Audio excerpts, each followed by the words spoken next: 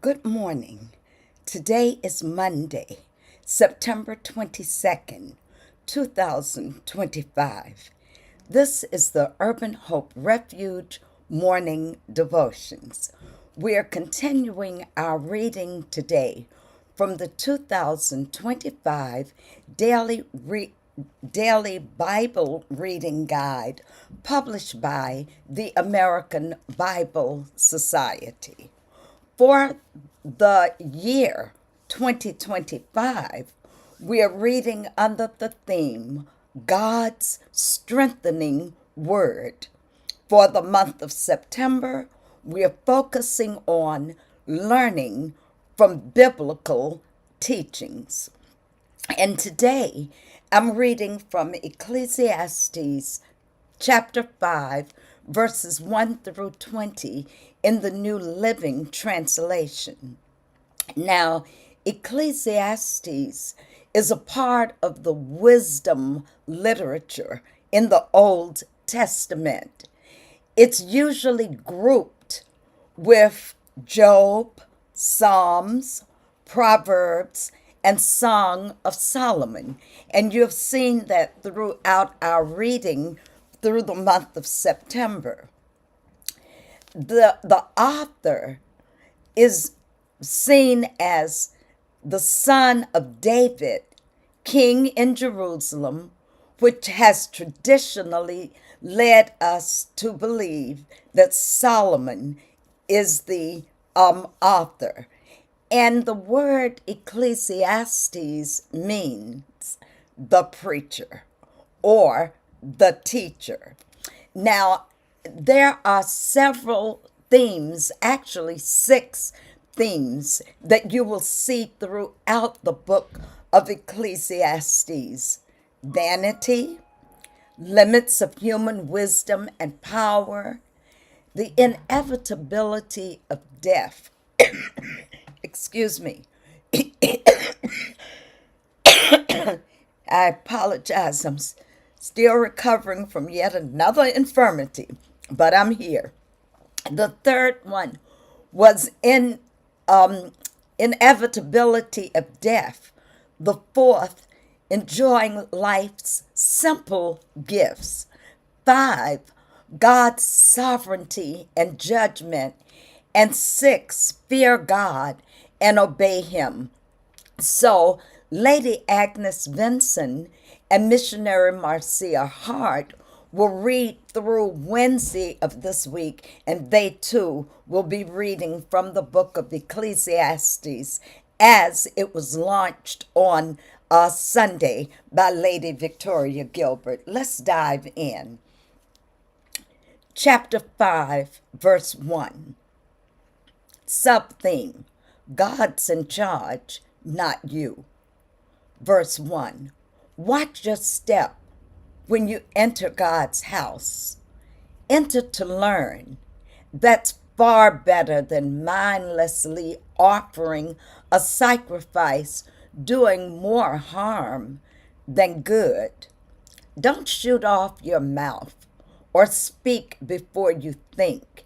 Don't be too quick to tell God what you think He wants to hear. God's in charge, not you.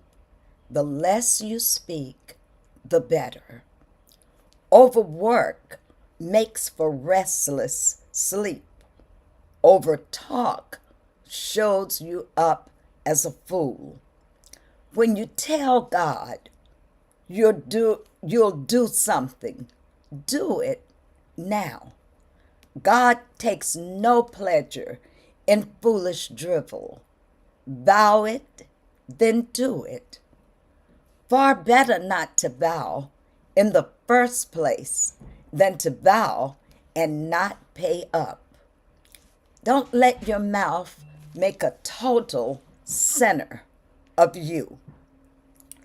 When called to account, you won't get by with, sorry, I didn't mean that. Why risk provoking God to anger, retaliation? But against all illusion and fantasy and empty talk, there's always this rock foundation: fear God. Sub-theme beginning at verse 8: a salary of smoke. Don't be too upset when you see the poor kicked around and injustice and right violated all over the place. Exploitation filters down from one petty official to another. There's no end to it, and nothing can be done about it. But the good earth doesn't cheat anyone. Even a bad king is honestly served by his field. The one who loves money is never satisfied with money, nor the one who loves wealth with big profits, more smoke. The more loot you get, the more looters show up. And what fun is that, to be robbed in broad daylight? Hard and honest work earns a good night's sleep, whether supper is beans or steak, but a rich man's belly gives him insomnia. Here's a piece of bad luck I've seen happen. A man hoards for more wealth than is good for him, and then loses it all in a bad business deal. He fathered a child, but hasn't a cent left to give him. He arrived naked from the womb of his mother. He'll leave in the same condition with nothing. Naked you came into the world, and naked he went out. So what was the point of working for a salary of smoke? All for a miserable life spent in the dark. Sub-theme: make the most of what God gives. After looking at the way things are on the earth, beginning verse 18, here's what I've decided is the best way to live. Take care of yourself, have a good time, and make the most of whatever job you have for as long as God gives you life. And that's about it. That's the human lot. Yes, we should make the most of what God gives, both the bounty and the capacity to enjoy it. Accepted what's given and delighting in the work. It's God's gift. God deals out joy in the present, the now. It's useless to brood over how long we might live. This concludes our reading for today of Ecclesiastes chapter 5, verses 1 through 20.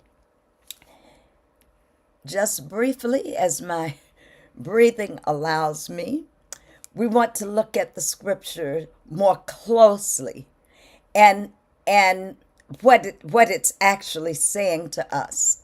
So in verses 1 through 7, the teacher, the speaker, speaks about proper behavior in relationship to God, about approaching worship with reverence, being careful with our words, avoiding rash vows, and fulfilling promises that we make to God. In verses 8 through 17, talks about observations about wealth, work, and injustice under the sun. And I'm going to define under the sun in just a few minutes. It talks about how officials and rulers can oppress. You see how in many of the videos that we see on TV, when people are arrested by the police, especially people of a certain color and background, you see how officials and rulers can treat them. We see how people love money, but are never satisfied, always needing more money. How abundance often brings its own worries. The more that you have, the more worries you have. And it doesn't benefit our heirs. We don't have anything to leave to our children of any substance, but we're still going after more and more. Verses 18 through 20 give a kind of resolution or a positive counterbalance. It says, it is good for a person to eat, drink, and enjoy the fruit of their labor, and to be satisfied with where you are in life, whatever you have achieved. If you have achieved it through your relationship with God, then you recognize that these are blessings from God. A person who has learned to enjoy life in that way won't constantly brood over how short life is, for God keeps that individual occupied with gladness of heart. Then we want to look at the broader theme. And I just read the verse that talked about where Ecclesiastes often refers to under the sun. And that is the part of life that is human, under the sun. That which is human, that which is temporal, is subject to toil, is subject to uncertainty, is subject to vanity, and is subject to limits. And listen, there isn't a whole lot that we can do about it. So the scripture repeatedly reflects on human effort, wealth, wisdom, pleasure, etc., can or cannot accomplish in a world where death, injustice, and chance are real. These verses are part of that reflection. The under the sun vantage makes us keenly aware of life's frustrations. And if I were to ask you to focus on some of your frustrations, you would have no problem listing them very quickly. But the teacher says that this does not have to leave us in distress. We are to seek what can be affirmed in our lives and focus on that, because every good and perfect gift comes from above. Now, there are some key verses, some key thoughts, and I'm down to 1 minute. One of those key thoughts is to be reverent with worship and to be sincere. Approach God with humility and thoughtfulness. Don't rush into speaking and making promises that you won't keep. Words and promises matter, especially before God. 2, wisdom about wealth and its pitfalls. Wealth is tempting, but often insufficient. Loving money doesn't satisfy. Abundance can bring worries. Possessions may not bring the peace that you're looking for. and the rich, according to Ecclesiastes, may have more trouble sleeping. Much wealth is outside one's control. It can be lost, it can be taken from you, and it can be misused. We want to, number 3, have enjoyment and thankfulness in what God gives us. Given the limits of life, enjoying one's work, having satisfaction in daily labor, eating and drinking, they are legitimate gifts from God. And let's do it with that attitude, the right attitude toward the brevity of life. Thank God for the life that He has given us. And I must close. But what can we take away from this devotional? That we must have integrity of our speech, that we must have reverence in worship and moderation in our desire for wealth. Well, Lady Vincent and Missionary Marcia Hart will conclude our readings in the book of Ecclesiastes on tomorrow and Wednesday. But listen, let me say, because I am over time, pray your way through the day. Walk with the King and be a blessing.